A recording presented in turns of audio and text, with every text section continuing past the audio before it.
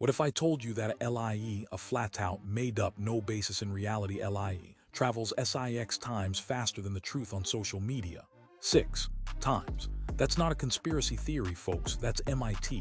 That's a peer-reviewed study published in the journal Science.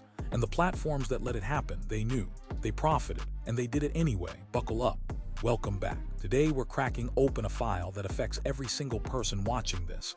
Whether you're scrolling TikTok at 2 a.m., arguing in Facebook comment section, or doom reading Twitter X during your lunch break. We are talking about how social media has become the single most powerful conspiracy theory distribution machine in the history of human civilization. Not the printing press, not radio, not cable news, social media. And we're going to show you exactly how the machine works, who built it, who profits from it, and what, if anything, anyone is actually doing about it. This isn't a vague technology bad take. We've got the research. We've got the receipts, we've got the whistleblowers, the academics, and yes, we've got the tin foil. So let's get into it.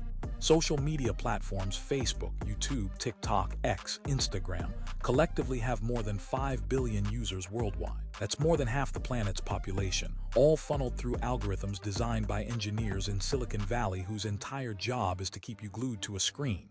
And what keeps you glued? Not good news, not calm, balanced analysis. Outrage, fear, novelty, and conspiracy theories. Folks deliver all three in a single package.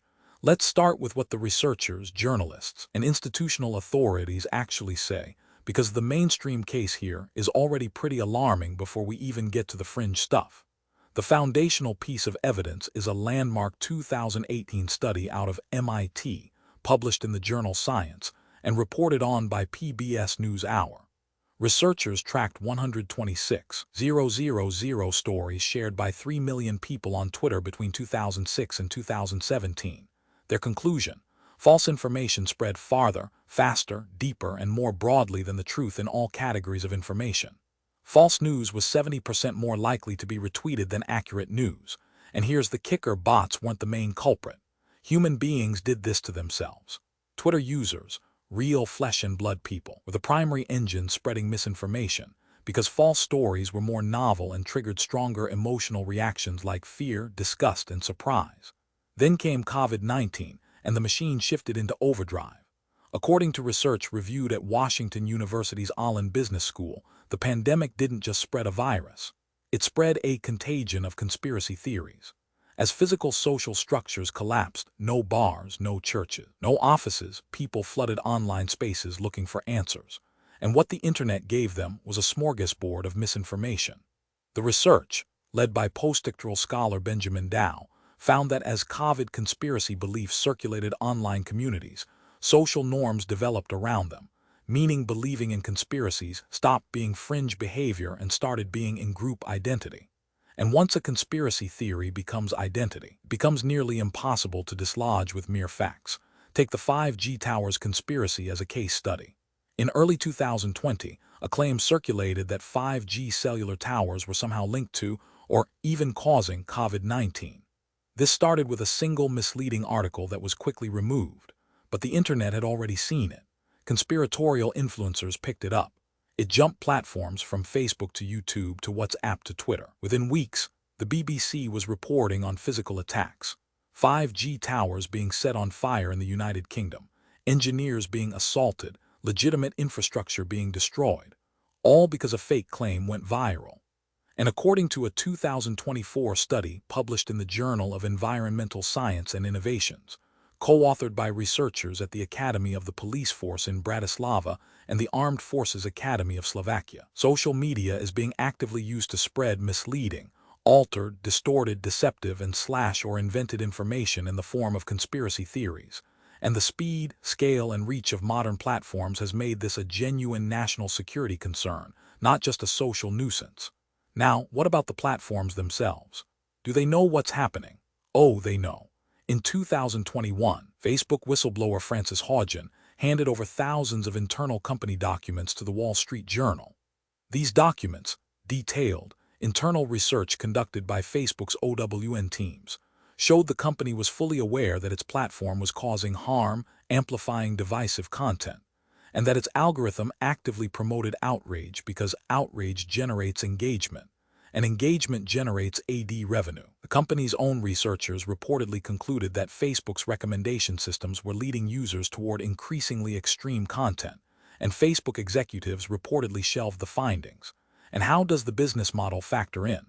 According to researchers writing in The Conversation, the global digital advertising market is worth euros 625 billion. The entire model runs on this principle.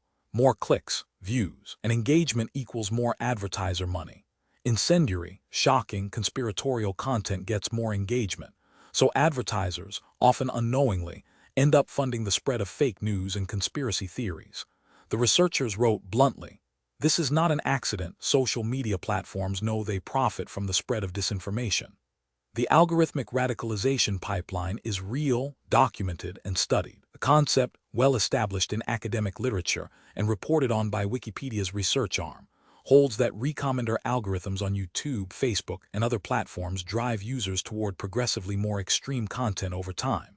You watch one political video, the algorithm serves you a slightly more intense one, then another, then another. Each step feels small, but the destination can be somewhere radically different from where you started. Researchers call this the rabbit hole effect. And then there's QAnon, perhaps the most studied modern example of social media amplified conspiracy. Platforms like TikTok were forced to ban QAnon-related hashtags in 2020, following sweeping bans by Twitter. But according to research by the Institute for Strategic Dialogue (IST), those bans proved inadequate. Users simply adopted alternative hashtag spellings, coded language, and dog whistle terminology to keep the content circulating. The conspiracy didn't die. It mutated and it spread. Now, not everyone agrees on the diagnosis or the cure, and some of the pushback comes from credible, serious researchers who aren't in the tank for big tech and aren't conspiracy theorists either. These are important voices. First, the echo chamber debate. Many politicians, journalists, and activists claim that social media has created filter bubbles, sealed ideological silos where people only ever see content that confirms what they already believe, gradually driving them toward extremism. It's a compelling narrative, but some researchers say the evidence is more complicated than the talking points suggest. A study examining YouTube's recommendation algorithm, published in First Monday, one of the oldest peer-reviewed journals about the internet, found that the rabbit hole to radicalization story may be oversimplified.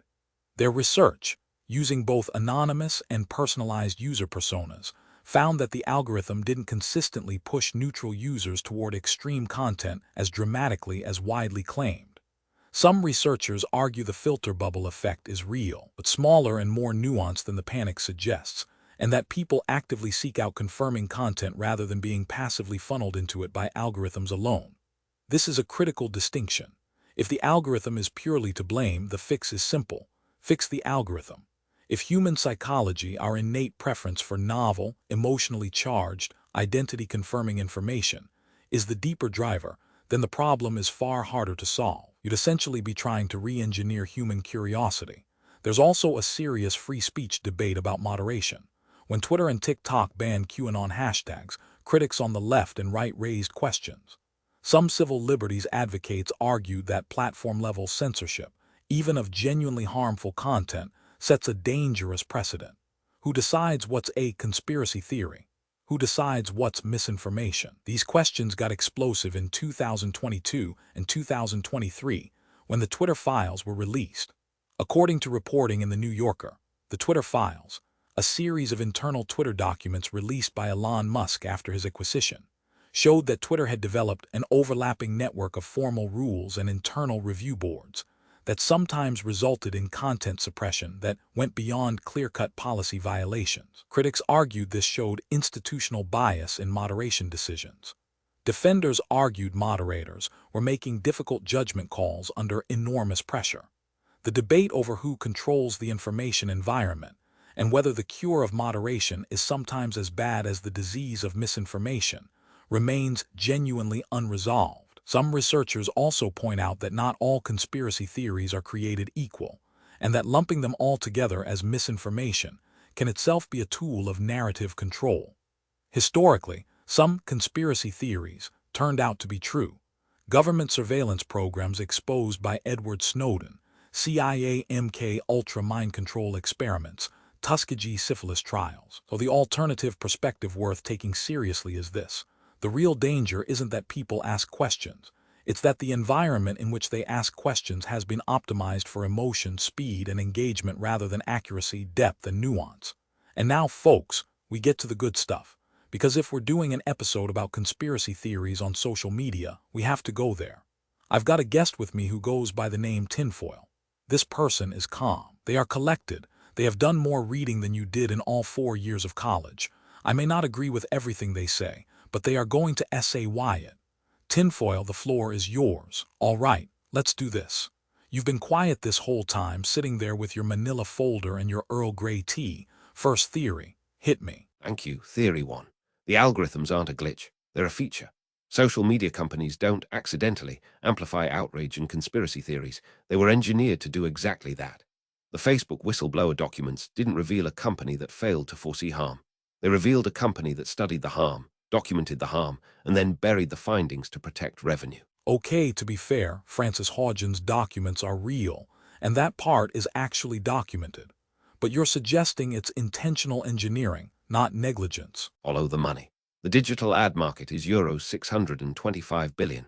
Outrage keeps people scrolling. Conspiracy theories keep people scrolling. Fear keeps people scrolling. Every extra minute on the platform is more ad revenue. They don't need to want people to believe in lizard people. They just need people to stay on the app. The conspiracy theory is the product. The user is the inventory. That is deeply unsettling when you say it like that. I haven't started yet. Oh, it gets better. Obviously, go on. Theory 2. The war on misinformation is itself a control mechanism. Think about the timing. Governments and intelligence agencies began loudly calling for social media misinformation crackdowns right after social media was used to expose government programs. Snowden, Cambridge Analytica, the Panama Papers. Now suddenly, the same institutions that surveilled their own citizens are partnering with tech companies to flag dangerous content. Get a load of this. You're saying the government crying about misinformation is the real misinformation. I'm saying, look at the Twitter files. The documents showed federal agencies communicating with Twitter about which accounts to suppress. Now, some of those accounts were genuine bad actors. But the mechanism, a private company taking moderation direction from government, that's the part they don't like you thinking about too hard. To be clear, the New Yorker confirmed those documents are real. The debate is about what they mean. But yeah, the mechanism question is not nothing. The architecture matters. Once you build a pipeline from government to platform, who controls the valve? Okay, I need a moment. I don't have a moment. Next theory. Theory 3. QAnon wasn't just a grassroots movement.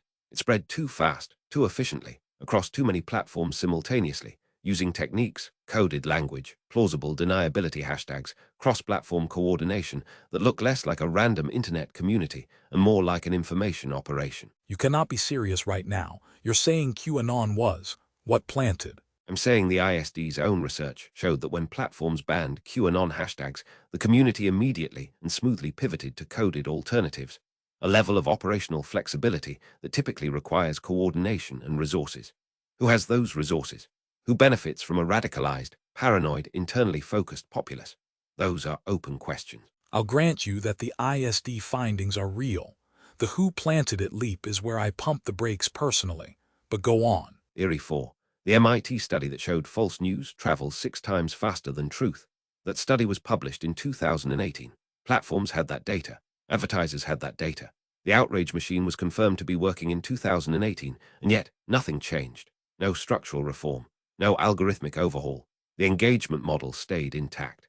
At what point does inaction in the face of documented harm become complicity? Okay, that one I actually can't argue with because that's just documented corporate behavior.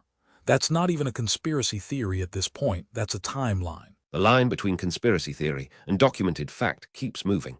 That's my point. Oh wow, okay. You know what, I walked into that one. Theory 5, we're almost out of time, hit me with something truly unhinged. Theory 5.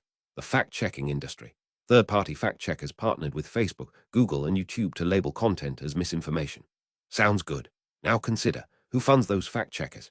Many receive grants from the same foundations, Open Society, Gates Foundation, others that also fund public health initiatives, global governance projects, and media organizations. When a fact-checker flags vaccine hesitancy content as misinformation, and that fact-checker is funded by a foundation that also funds vaccine rollout programs, The conflict of interest question isn't paranoid. It's basic journalism. That is, actually a legitimate institutional conflict of interest question that mainstream journalists have also raised, which makes it feel less like a conspiracy and more like a thing we should all probably investigate more. Exactly. The most effective conspiracy theories aren't the ones about lizard people. They're the ones that are 80% documentable fact, 20% uncomfortable implication. Those are the ones that spread. Because deep down, people sense the shape of the thing even when they can't prove it. Theory 6. If you have one because I sense you have one. The attention economy itself. We keep framing this as social media spreads conspiracy theories. But what if social media is the conspiracy, the largest psychological behavior modification experiment ever run on human beings, a global scale, without informed consent, for the profit of a handful of companies? Cambridge Analytica showed that psychological profiling from social media data could be weaponized to influence elections. We know this happened. We know the data was harvested. And we know the practice didn't stop. Only the one company got caught. Cambridge Analytica is documented. The broader, it's all one giant PSYOP framework is the jump into tinfoil territory. But I'll admit, the documented part alone is alarming enough that the jump doesn't feel as far as it used to. That's all I'm saying. The distance between established fact and conspiracy theory has never been smaller. And on that cheerful note, Theory 7, one more. of course there's a 7, go. Social media platforms actively need conspiracy theories to exist, but not to go too far. Here's why. A population that suspects the government, suspects Big Pharma, suspects everything, but stays on the platform to argue about it. That's the ideal user. Radicalized enough to be emotionally activated, not radicalized enough to actually log off. The conspiracy rabbit hole is the hamster wheel. They keep you running without ever letting you find the exit. I need to go outside. I genuinely need to touch some grass right now. That's a wrap on tinfoil. Thank you, I think. You've ruined my week. You're welcome. Delete the app. I'm not deleting the app. I have a channel to run. All right, let's zoom out and see where all these perspectives actually agree, disagree, and crash into each other, because this is where it gets genuinely interesting. Here's what everyone across the spectrum agrees on.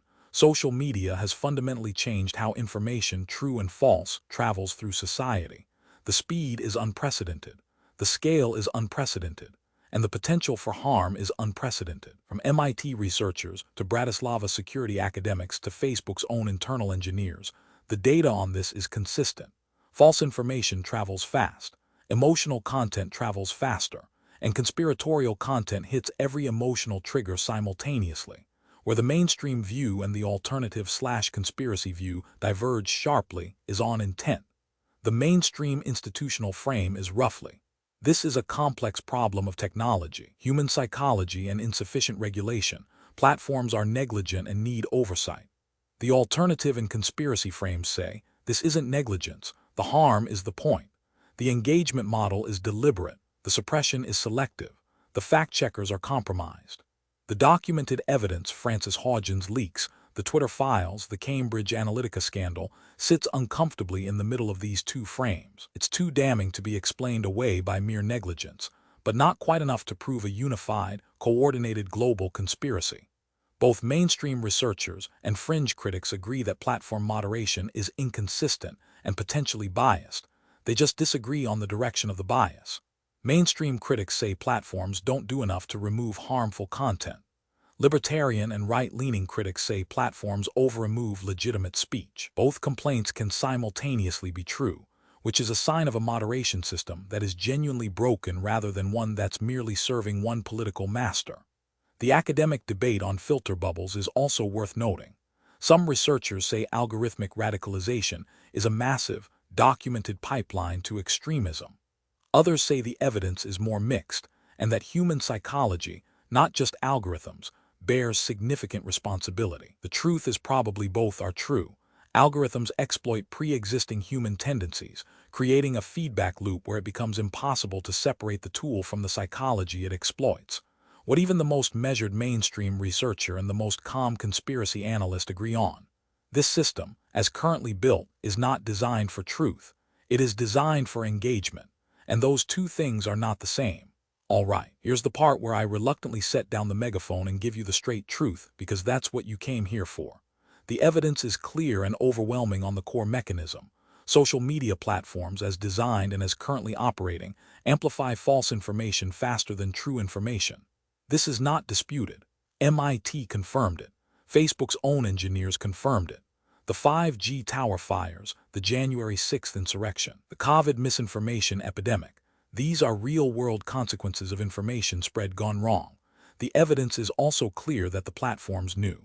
Frances Haugen's documents showed internal awareness of harm at the highest levels of Facebook. The decision to prioritize engagement over safety was not ignorance. It was a business calculation. On the question of intent, whether this is all part of a coordinated conspiracy by governments, tech companies, and financial interests to control the global information environment, the documented evidence supports concern, raises legitimate questions, and absolutely justifies scrutiny. But it does not, at this time, prove a unified top-down conspiracy. What it does prove is something almost as troubling: a system of aligned financial incentives, institutional conflicts of interest, and diffuse power structures that produce outcomes similar to a conspiracy without requiring one. That might be harder to fight because there's no single villain to name and no single switch to flip. The conspiracy theories themselves are a mixed bag. Some, like the documented financial conflicts in the fact-checking industry, the government platform communication pipelines revealed in the Twitter files, and the Cambridge Analytica data weaponization, are grounded in documentable reality and deserve serious investigation. Others, like the idea that QAnon was an intelligence operation or that a single cabal controls all platform moderation, make inferential leaps that current evidence doesn't support, even if the questions they raise are uncomfortable. The most important thing to take away: media literacy is now a survival skill, not because every institution is lying to you, but because the environment you consume information in was not built to make you smarter, calmer, or better informed. It was built to keep you scrolling. And the moment you understand that, really understand it, you start to consume information differently. Slower, more skeptically, more deliberately. That is the only individual-level defense we have while we wait for regulation, reform, and structural accountability to catch up. That's the social media conspiracy machine file, officially a known issue, unofficially the defining information crisis of our time. We've barely scratched the surface. The algorithms are real. The incentives are real. The documented harms are real. And the questions that don't have clean answers yet, those are real too. Drop your theory in the comments. I read every single one, and yes, I've seen the takes. And yes, some of you are going to absolutely cook. Hit subscribe if you want the next classified briefing, and remember, the truth doesn't care if you believe it.